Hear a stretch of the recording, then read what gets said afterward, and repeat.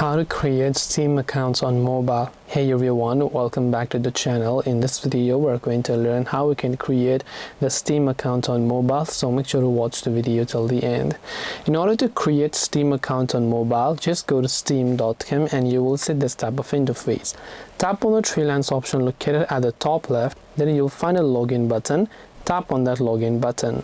When you come to the login option, it says if you are new to it, you can actually create an account. So scroll down here, select new to Steam and tap on create an account. Now all you have to do is to simply enter the email address that is associated with your account over here, which you want to use for your account in this case. And once you've done that, you can confirm your email address again, then select your country of residence, verify the I'm not a robot captcha, also agree to the terms and conditions, then tap on the continue button. When you tap on the continue button, it might ask you to verify your email and choose a password, and once you have done that, your Steam account will get successfully created.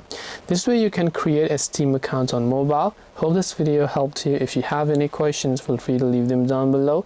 Thank you for watching till the very end and see you soon in the next video.